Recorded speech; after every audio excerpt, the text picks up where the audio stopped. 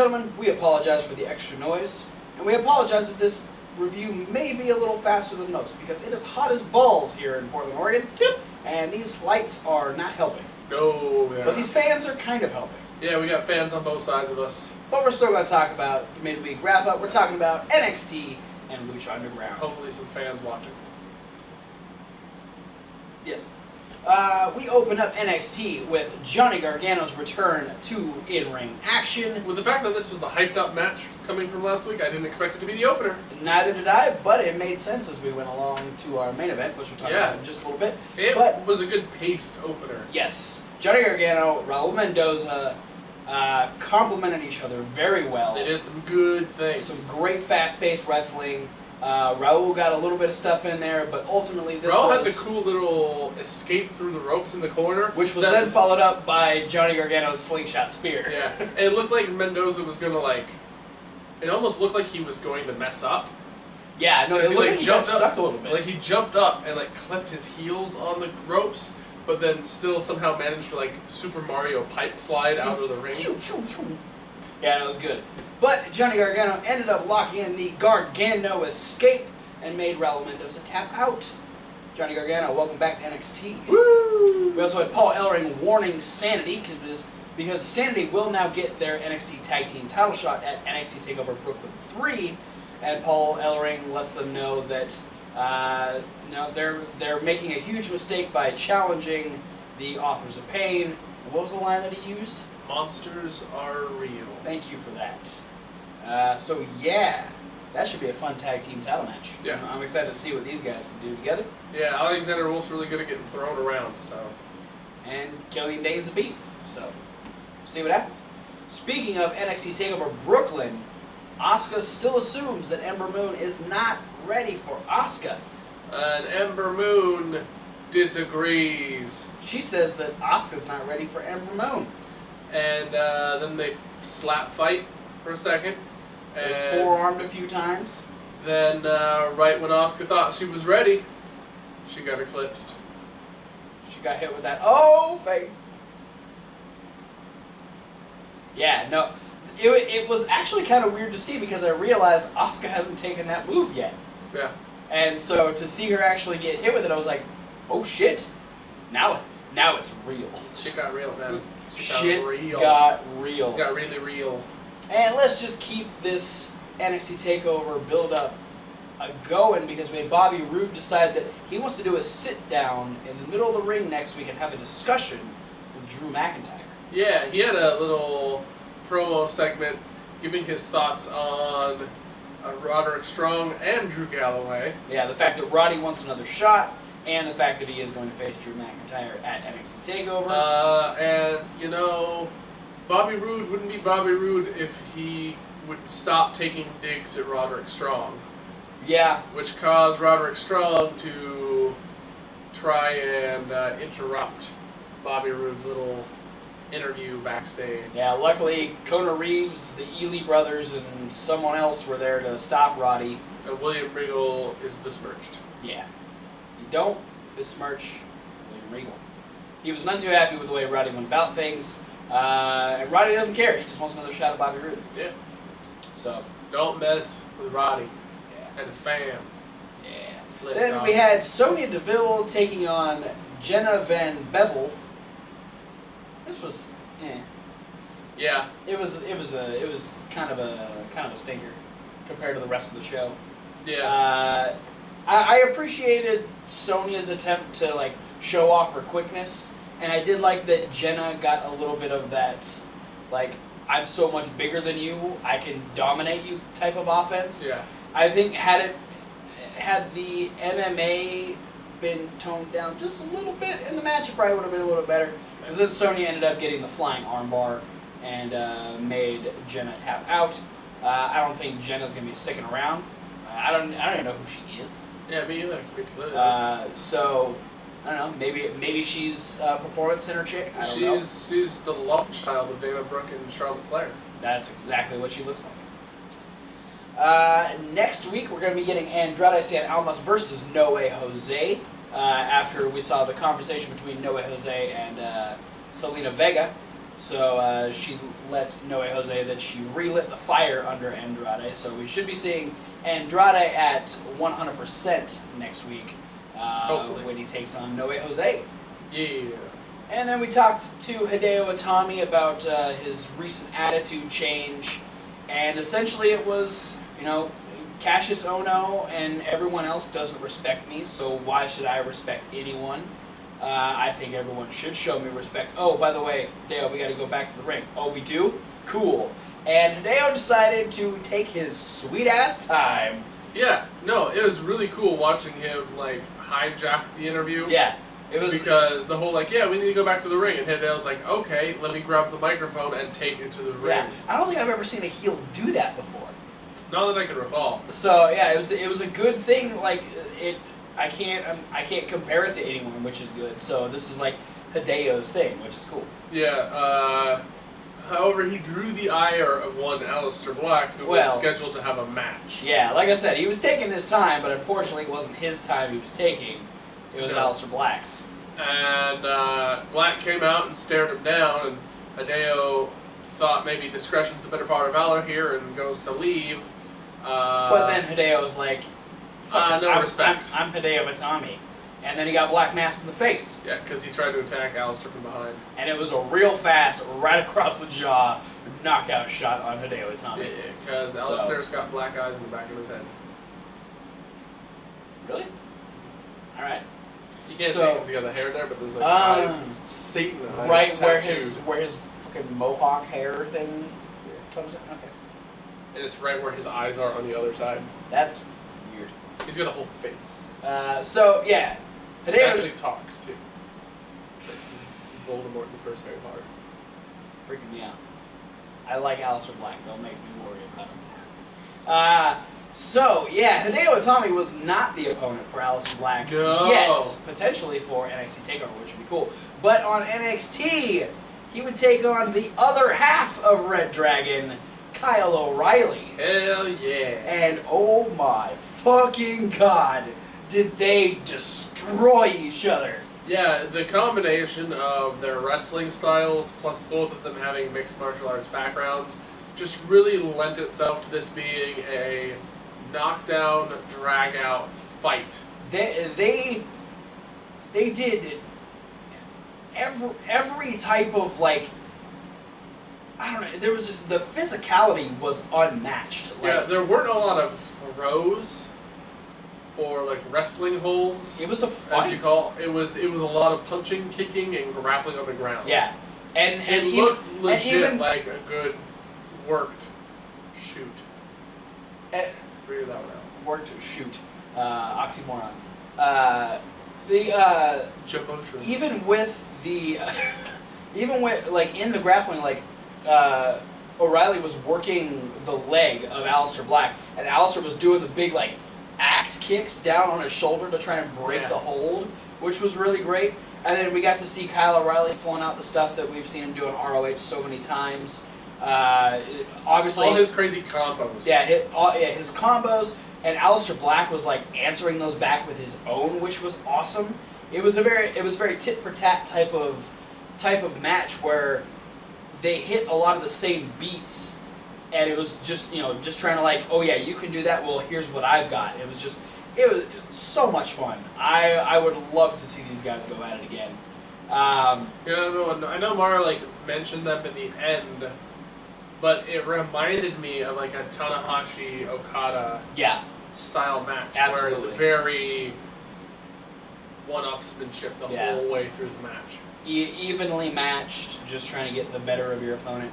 Eventually, after going for a third attempt at his axe and smash, Kyle O'Reilly hit the axe kick, but the elbow smash was not fast enough, as he would get caught with black mass, and Aleister Black would win once again on NXT. I don't want to say he's stealing your thunder, Randy, but it was out of nowhere. Shots fired. Bang, bang, bitch. Let's move on to Lucha Underground. Yeah, where all the luchadors are underground. Yep. Doing quarterfinal matches. we open up with our first look at Matanza since the return of Season 3. Still locked in his cell. Dario's still trying to like rebuild all of his strength after he got his ass kicked last time. Yeah, and he's all like, now you're you have the strength of a god, you are a god, but you still have human needs. Yeah. So you need to learn to control the human needs. And then, like a big old douchebag, he set a tray of food just out of Matanza's reach. Yeah. Essentially, he's trying to kill the human part of Matanza so he can be as strong as he is capable of being. We'll see how that goes. But our first quarterfinal match was Phoenix versus Pindar. Yeah. With no Undersnaker at ringside. No. But we did have Cobra Moon, and we did have Melissa Santos watching on, as per usual. I mean, there wasn't a whole lot of... This wasn't one of the more exciting matches of the tournament, but it was still a very solid match. Yeah. Pindar's a good solid base for Phoenix to do flippy shit. Yeah. Which works out really well. And it's like one of, if not the first time that we've seen Pindar like actually be the bigger man in the match. Yeah. So he had a good chance, like he had good shots into like do big dominating moves on Phoenix. Yeah, he got to play the power game that he couldn't do on per se Cage last week. Well. Yeah. Good job, Steve. He couldn't do a whole lot to Cage. He lucked out because Cage was a moron. He lucked out because Cage left his head intact. Yeah. But he wasn't lucky this week as Phoenix would hit a falling double knees and pin Dar. Pindar to move on to the semifinals of the Cueto Cup. Pindar, new brother of Ho Ho Lou. Speaking of, since we're already talking about Cage, kind of, we'll move on to a little segment we saw later, is that the police captain was watching Veneno's match against Cage where he got royally dominated. Yeah. And Officer Reyes is on the other side, and she's like, well, that wasn't your best match. And he goes, and so now apparently she is well aware of the fact that Cage is the one that killed the... Yeah. I can't remember what his name was. We were just talking Councilman Delgado. That's the one. Head smushy guy. Yeah. Well, it's because he walked into, like, Town Hall. Yeah, he was on cameras. Town Hall usually have security cameras. Yeah, Cage... I'm kind of surprised he was able to walk out without getting arrested, to be completely honest. Well, no one heard the smushy smush. Yeah. Except for us. You would think, though, that the first, like, punch through the wall would be a big red flag. You're probably right. But in the tradition of professional wrestling... Don't ask questions. Gonna suspend my disbelief here. Yeah. So essentially now the captain wants the gauntlet because she knows that's what's giving Cage's power. Yeah, she is well aware of that it is a source of power. Because she called Cage a god. Yeah. And Reyes seemed to not really get what she was getting at. He said he's not a god. He's a machine. And then she cut him off. So essentially, she wants someone to get the gauntlet from him, and Reyes is like, "You're crazy," because there's no man who could get that gauntlet away from him. And so he walks out of the office, and she pulls out that half a medallion that we saw earlier in the season, and she goes, "Maybe you're right." So some sort of Katrina Cage things potentially happening soon. Not sure. We'll see where that goes. The Worldwide Underground would be technically banned from ringside for our main event, which was Johnny Mundo versus Dragon Azteca. Simply because Dario wants things to just play out the way they are, and he also gave them he gave them the benefit of saying, if you stay out of this match, then next week for PJ, Taya, and Ricky, there's a chance at winning 3 of the Gift to the Gods medallions. We got to watch Jack Evans try and talk through his wired shut jaw. That was kind of funny. So essentially, they all agreed to stay out of the match, in turn getting shots at the medallions next week. And then our second quarterfinal match, I guess we'll have 2 more next week. Right? Probably. Sounds about right. How We many had quarterfinals are usually are. Yeah. We had Prince Puma versus Dante Fox, and holy shit.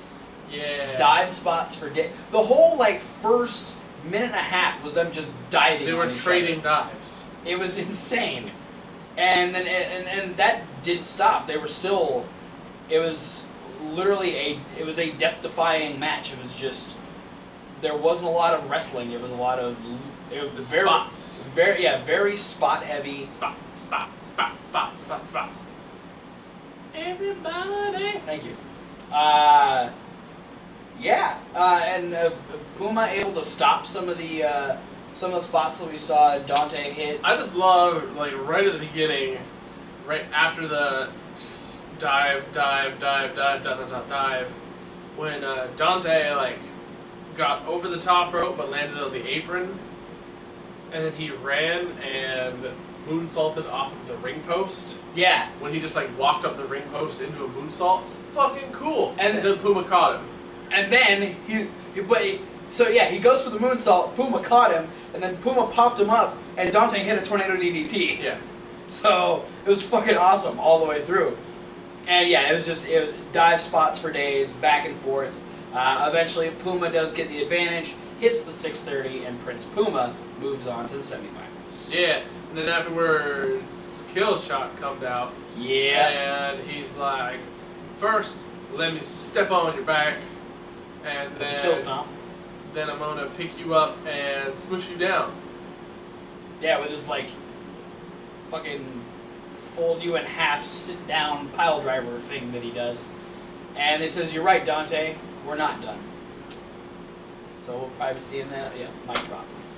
So we'll be seeing them pick up this rivalry once again now that both of them are out of the tournament. Which I ain't gonna complain. No, because it's always good. And then our main event, Johnny Mundo versus Dragon Azteca Jr. This was the second time, I guess we'll note this now since it does come into play towards the end, that Rey Mysterio's family is at ringside. Yeah. His wife and his son, not his daughter. His wife, his son, and his son's girlfriend. And Johnny Mundo versus Dragon Azteca is a fantastic pairing. Yeah. What I enjoyed is they actually had a story going on in this match, because Dragon Azteca, to be the protege, if you will, of Rey Mysterio, Yeah, absolutely. came out to defend the honor of Rey Mysterio. So he was being very aggressive early on, and Mundo just kind of weathered the storm. Mm-hmm. And the whole strategy was Johnny was going to let Dragon Azteca wear himself out, so that he would get tired and eventually either give him an opening or make a mistake. Yeah. And then after that happened, Mundo was really able to take over and kind of go to town on Dragon Azteca for a while. Yeah, and it was a good heel move on the fact that he was using the strategy against a very angry babyface. Yeah. It just shows a new level that Johnny Mundo is a very intelligent heel. Which is something that never really got over all that much in WWE.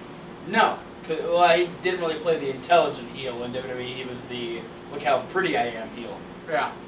He was still the look how pretty I am babyface.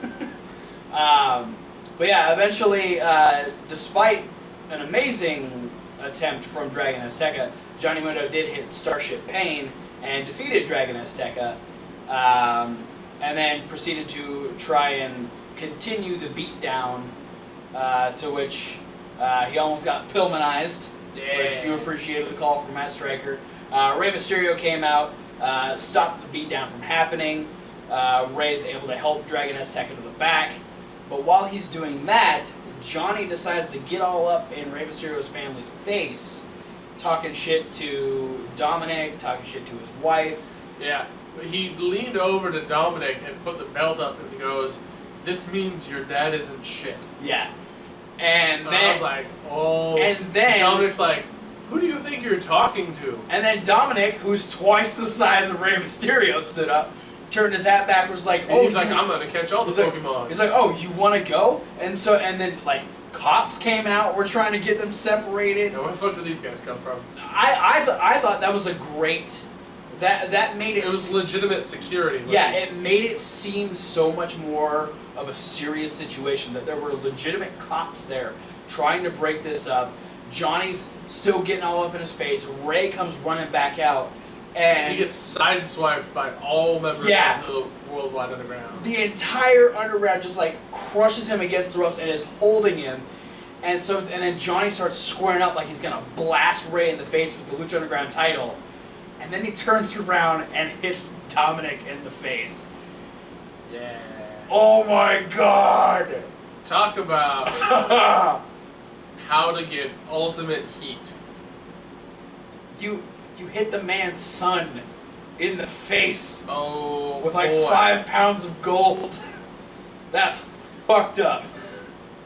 And so then Ray's losing. Like he's kicking and like he's trying, like he gets away and is able to like get over Dominic, and like the rest of the Underground like, ooh, we gotta go. Taya was doing like this little like tiptoe step over the stairs, and they're just gloating the whole time while Ray is over his son who got fucking hit in the face with the title belt. Oh boy, I'm so excited for this title match because now there's so much anger. Ray is gonna be even more upset. Yes, but we finished the night off. Well done, John. With another creepy Marty the Moth segment, as we saw a loving walk to the car between Melissa Santos and Phoenix. Kind of there. Sweet talking each other. Phoenix walking her to her car, Piggyback ride. giving her a piggyback ride, and then there was the talk of, oh, do you always wear the mask? And he's like, oh, I always when I wrestle, and sometimes for special events and stuff like that. But not always. Not always. And Melissa seems to be fascinated by the mask, and so that gives Marty the idea that she won't like Phoenix anymore once he takes his mask. And then he made some weird noises, and then he walked away. Pretty sure he was jerking off. Probably. I don't think the camera was that low, so. Yeah! Marty the Moth! Capping off Lucha Underground in the creepiest way possible. The way he does it. Like the creepiest exclamation point of all time. Holding it down. But yeah. A very entertaining midweek. Lots of good build towards NXT TakeOver. Some good movements in the Cueto Cup. Absolutely. We look forward to Wednesdays every week because the wrestling is awesome on Wednesdays. Yeah, and stay tuned for Travis' Top 5s. Yeah! It's gonna happen. Which this Wednesday and yesterday's SmackDown will be excluded. Yeah. But the whole month of July. I got all the way up until Raw. That's all I get. Fair game. That's all I get. So yeah. Thanks for watching, guys. Don't forget to like, comment, and subscribe. Click the links. There's a lot of links. Check out that podcast. That's one of the links. And Reasonable Wrestling Fans. It's reasonable to W. Like wrestling. There will be 2 more punishment videos coming up this weekend. Stay on this YouTube channel for the top 5. And check out the podcast for all of our regular reviews. But for now, guys, thanks for watching. And we'll see you at whatever video you decide to watch next. Fuck the haters. Are there haters? Everywhere. Bitch ass haters.